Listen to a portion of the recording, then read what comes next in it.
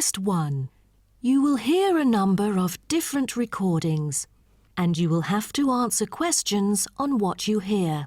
There will be time for you to read the instructions and questions, and you will have a chance to check your work.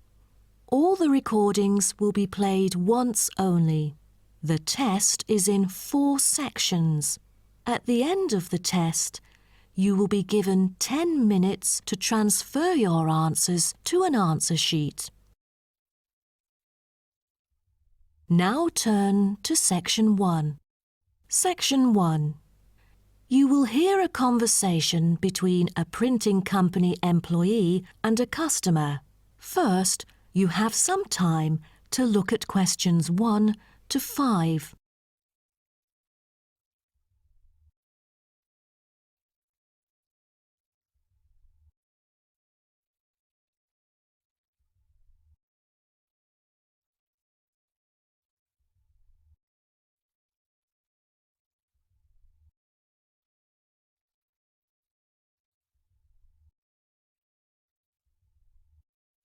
You will see that there is an example which has been done for you. On this occasion only, the conversation relating to this will be played first. Good afternoon. Welcome to Matrix Printing. I'm John Smith. How can I help you? Good afternoon. I'm here to reprint a brochure for our hotel. There are some pages that need revising. The customer says the brochure sample needs revising. So, brochure has been written in the space. Now we shall begin. You should answer the questions as you listen, because you will not hear the recording a second time. Listen carefully and answer questions 1 to 5. Good afternoon. Welcome to Matrix Printing. I'm John Smith. How can I help you? Good afternoon. I'm here to reprint a brochure for our hotel. There are some pages that need revising. Sure. How may I address you? Oh, I'm Mary Jane from Central Hotel Chains. Nice to meet you. I've got samples of the previous version. I assume it is your company's advertising brochure. Yes. What exactly is the problem? Well, it was printed the year before, so some of the information is already out of date. There are also a couple of problems with the layout. Firstly, the letters of the address on the front page are far too small. It's hard to see when glancing at the cover. How big do you need it to be? Increase the letters by 3 font sizes. Just a minute. Let me take notes of your requirements. Okay. What else needs changing? The information regarding the pool should be deleted because it is currently under renovation and is not available. So, all of the relevant descriptions on page 2 should be removed? What do we replace it with? We can't just leave the whole page blank. Just fill it in with the introduction of our newly opened gym. I've included all the relevant information here in this flash drive. Let me check. I see. No problem then. What is also bothering us is that the description under the top photos on page 4 is incorrect. The word lounge needs to be replaced with reception. Fully noted. Is that all? No, there is more. Turn to page 5. We feel that showing merely the picture of our exterior and interior decoration does not fully represent the appeal of our hotel. On second thought, we've decided to use a picture with the view of the hotel. Do you have the original copy of the picture? Yes, it is also enclosed in the flash drive. Okay. We'll re-edit the whole layout of the photos. Great. Before you hear the rest of the conversation, you have some time to look at questions 6 to 10.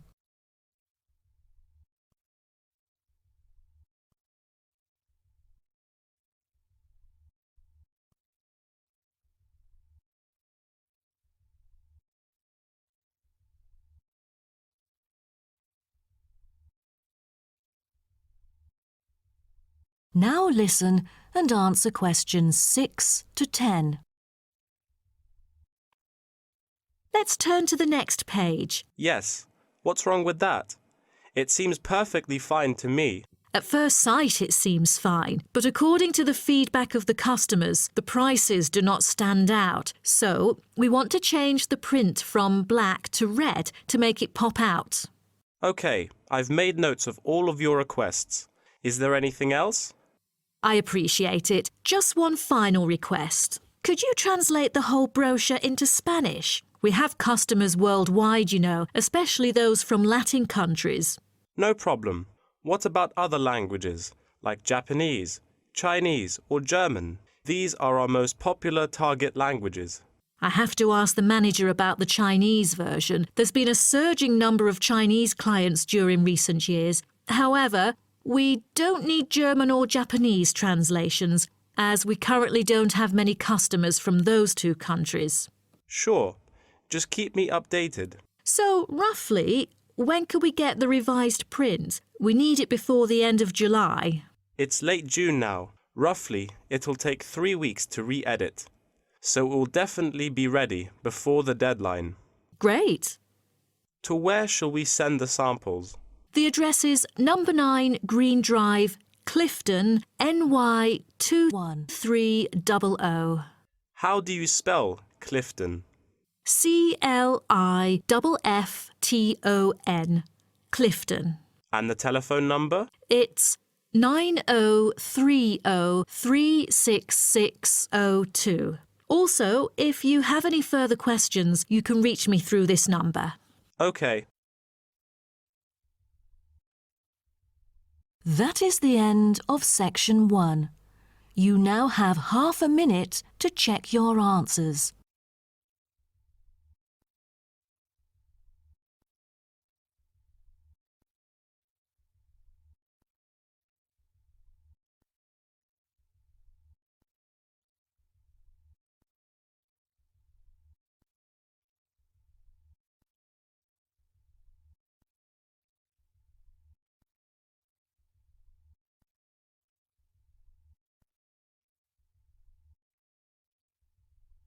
Now turn to section 2.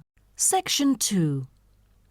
You will hear a guide talking to a group of visitors about a national park. First, you have some time to look at questions 11 to 16.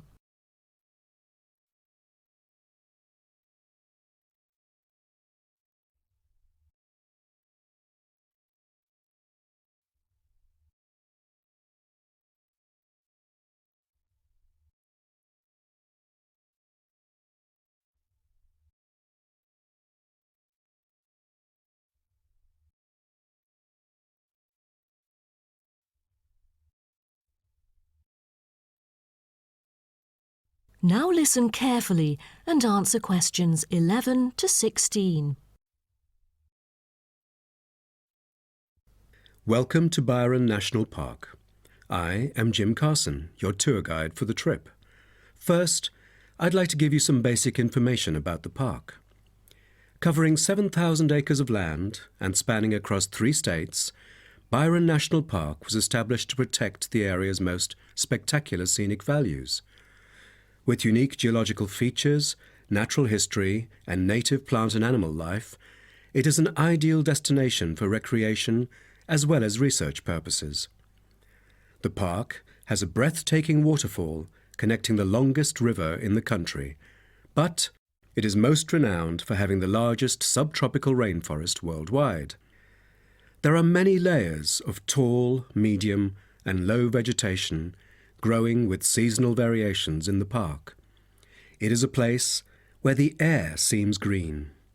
Ardent hikers can find an awesome array of options here. Apart from the dense green rainforest, tourists can also hike along the mountain trail. Despite the stunning view, taking photos is not advised on the way up, I'm afraid, as one might get distracted and the narrow trail by the sheer cliff is quite dangerous. When you reach the top of the mountain, there is nothing better than having a picnic under the trees with your family. Accompanied mostly by wildlife, walkers as well as cyclists may find the bush track a good choice for having a tranquil time to themselves. As your tour guide, I suggest that only expert hikers take the creek circuit, because its beautiful and inspiring scenery through the subtropical jungle is paralleled by its physical challenges. A list of transport is available within the park.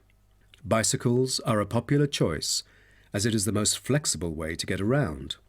Electric trams are temporarily closed for maintenance. Boat trips down the river are an ideal way to spend a tranquil afternoon. Rest assured that transport within the park is covered in the bill. Extreme sports is another highlight of the park. There are, for adventurous grown-ups, especially those who are comfortable with having a racing heart, scary as it may sound, it is actually safe to participate in extreme sports under strict instructions and close supervision. Abseiling is available regardless of the weather. It is a fun way to overcome fear of heights, gain new skills, and get an adrenaline rush. Bungee jumping and paragliding are also available, except for during the summer. At this point, you might worry about meals here. Well, even though there is only one restaurant in the park at the moment, the variety of dishes is astonishing. There are 2 meals included in the price. Just get your meal ticket at the reception before dining. Also, there is no need to make reservations or worry about availability, since there are plenty of tables.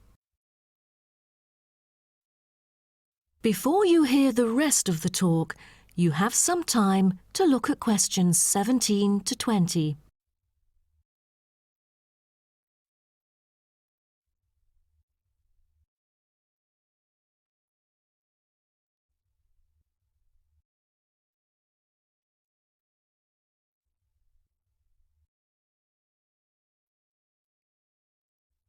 Now listen and answer questions 17 to 20. During your stay here, you might want to know what there is to do. Let's turn to the plan so I can familiarize you with the layout of the park. Most tourists would choose to stay in our guest house, located in the southeast corner. It features 63 tastefully appointed guest rooms, many of which offer spectacular views of the park. You'll find a home away from home at our guest house. But for those who want to experience the natural beauty up close, there is also a campsite. When you get out of the guest house, go straight ahead, turn right at the end of the road. To your left, there is a campsite amongst the trees where you could spend a night under the stars together with owls and chipmunks. If you look at the top left of the plan, you will notice a picnic area. You can either bring your own food, or we can deliver food to you. Barbecue is an option. The business centre is situated directly opposite the picnic area. It provides flexible, fully serviced offices, conferencing suites, meeting rooms, and is equipped with the latest multimedia facilities. Wired, as well as wireless, high-speed internet is available within the entire premises. The centre is designed to cater to both individual travellers and corporate groups. Visitors can also go to the museum, which holds a vast collection that exhibits local history and a natural habitat. You start from the guest house, just turn left at the first conjunction, then walk past the tea house. Turn right. You'll see the museum after making the third right. Have you found it? Pretty easy, right? To spend a delightful afternoon with a book and a fresh cup of coffee, you can go to the only cafe in the park. From the guest house, you go straight, then take the second right, and you'll see the cafe right in front of you. You might want to check out our all-season tennis court, which offers instruction for all ages and skill levels. It is located right opposite the cafe. That is the end of section 2. You now have half a minute to check your answers.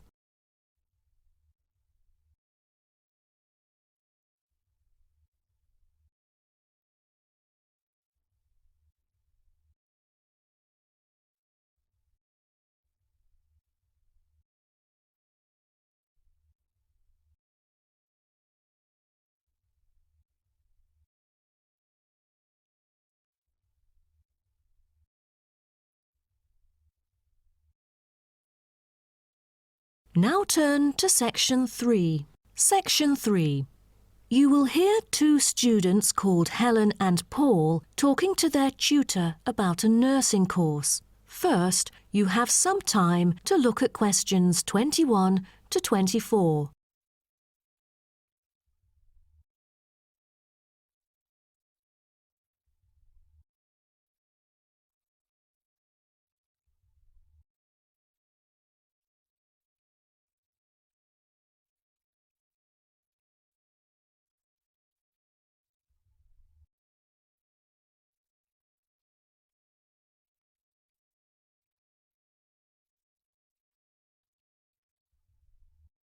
Now, listen carefully and answer questions 21 to 24.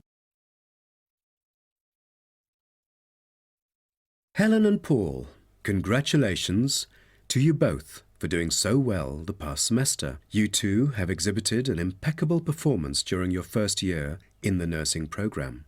I'd like to get some feedback from the two of you to better improve the program and to provide guidance for our prospective students. I'd like to start with you, Helen. So, first of all, which aspect of the program impressed you? Well, to be honest, when I was enrolled into the course, I was expecting a group of classmates my age. But as I stepped into the classroom for the first time, I was surprised by the diversity. Most were in their 20s, but there were also those in the 30s or even 40s. As it turns out, the intergenerational communication has sparked intense debate and new thinking, and I think that's something special about the programme that I appreciate very much. What about you, Paul? What do you think of the program? For me, the group project we carried out last semester is another key feature of the program. The whole class was divided into 8 different groups, working on 8 prospective cases. Team-building sessions were conducted in a collaborative way most of the time. Comprised of 5 members, our group studied acute pancreatitis. During the process, we broke the task into different parts and assigned them to each member. We were then able to tackle the complex problem by pooling our knowledge and skills. More importantly, stronger links were established between the group members. Because of the project, we've all become good friends. That's true.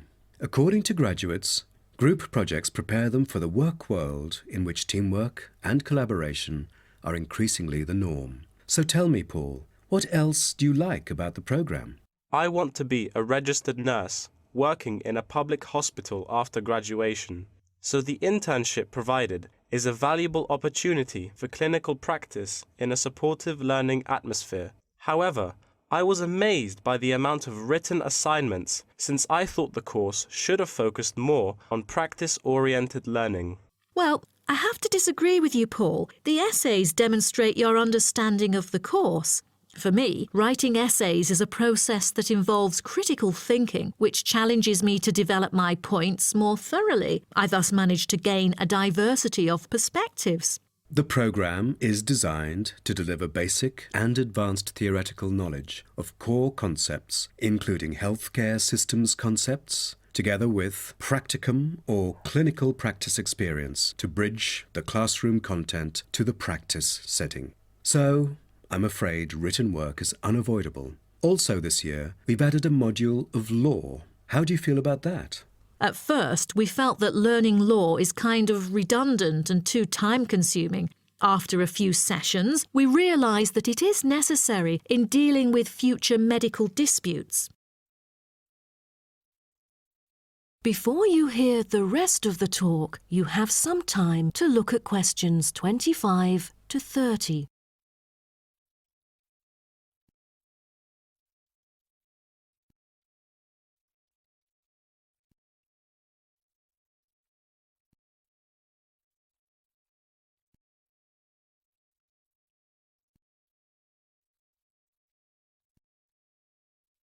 Now, listen and answer questions 25 to 30.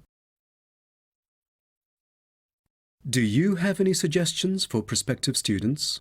What bothers me most is handing in essays on time. I almost missed the deadline once because there were 3 essays due within the same week, so rationalizing your time is critical. Well, that's true. The lectures deliver so much useful information. I have poor memory, so I kept making notes and revisiting them on a regular basis. To my surprise, at the end of the semester, I have learnt the key concepts by heart. How was the research? I heard that it was quite challenging. How did you manage to overcome the difficulties? That's true. The majority of us had no clue how to carry out the research at first. Fortunately, when I was digging up reference materials at the library, I sought help from the librarian. She taught me about finding the appropriate resources and choosing the proper research methods. Have you checked out the online forum? Yes, it has become a habit for me to visit the forum regularly. In a sense, it extends classroom learning. It is where the students post academic problems that they come across and get support from the faculty members. Some of my classmates didn't do so well during the placement tests. I feel that background reading is necessary. Lastly, do you have anything to say to the freshmen? I was really ambitious at first, trying to get straight A's on my transcript. I made tons of notes and worked hard even on the optional assignments to get extra credit. I stressed myself out before having an emotional breakdown. After consulting my advisor, I found it important to set realistic goals. Don't push yourself too hard. It is wise to sort out your priorities. Thank you for coming here today and providing valuable feedback on the program. Have a great summer break. That is the end of section 3. You now have half a minute to check your answers.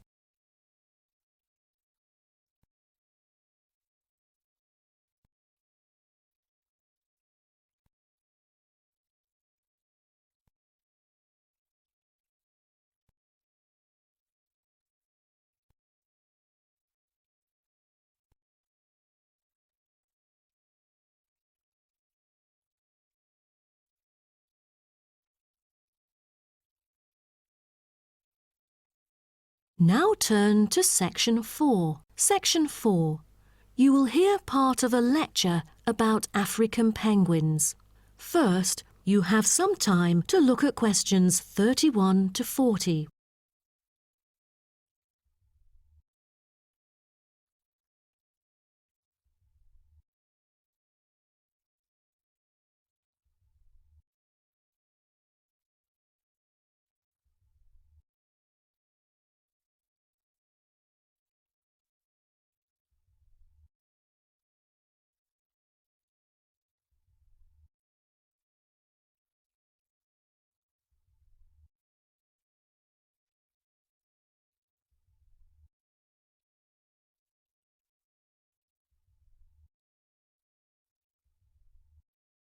Now, listen carefully and answer questions 31 to 40.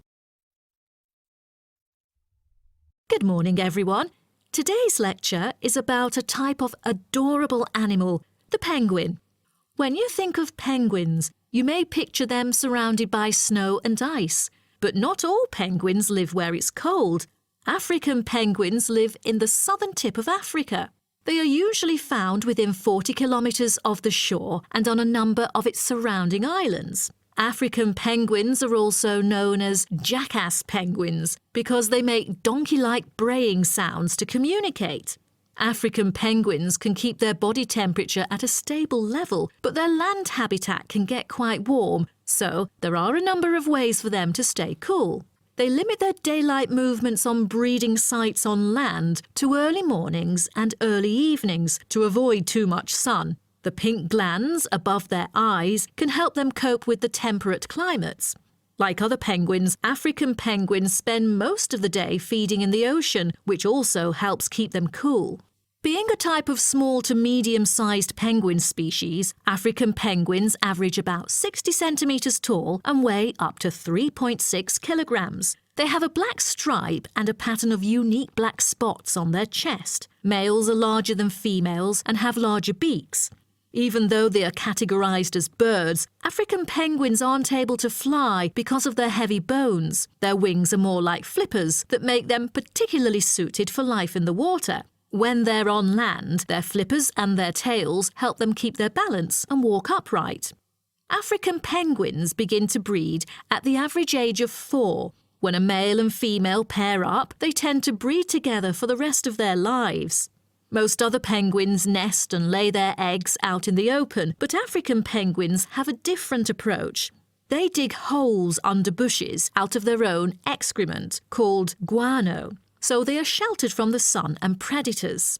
The African penguins survive on a diet that is comprised mainly of marine organisms. They feed primarily on fish like sardines, along with the occasional squid and shellfish. But when normal food is in short supply, they eat tree roots as well. The streamlined body of the African penguin allows it to move through the water like a rocket, capable of reaching a speed of around 20 kilometers per hour when hunting for food.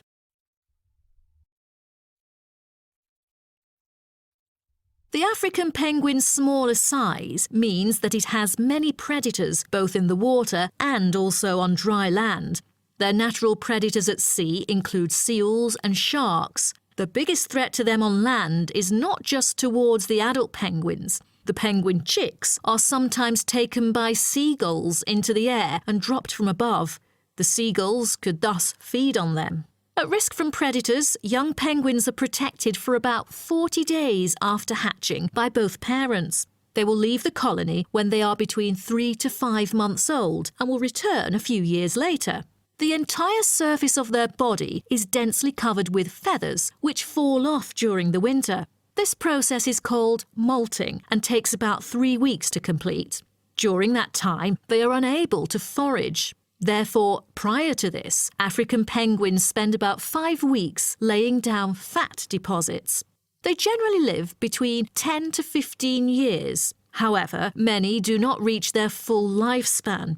Their population has drastically declined. Approximately 120,000 African penguins remain in the wild, and their population has decreased by 90% in the past 60 years. They are considered to be vulnerable and have been listed as being endangered. 2 major factors have contributed to their decline. They are struggling for nesting space due to human disruption and competing for food due to overfishing and pollution. With the limited number of breeding pairs, survivorship becomes difficult for African penguins. This makes them especially vulnerable as environmental conditions change or an outbreak of a disease occurs. For instance, avian malaria has caused 27% of the captive breeding penguins' deaths annually. The more genetic diversity there is within a species, the higher the likelihood that at least some of the individuals will adapt and survive. That is the end of section 4. You now have half a minute to check your answers.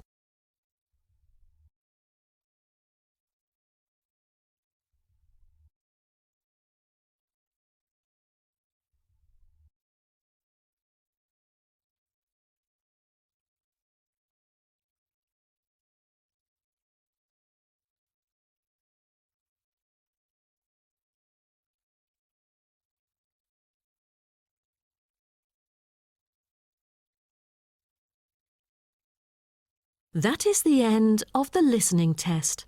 In the IELTS test, you will now have 10 minutes to transfer your answers to an answer sheet. Check your answers here. If you want to download free PDF files for questions and scripts or explanations, please visit my Google Drive as you can see in the description of this video. Don't forget to like us and subscribe. Thank you.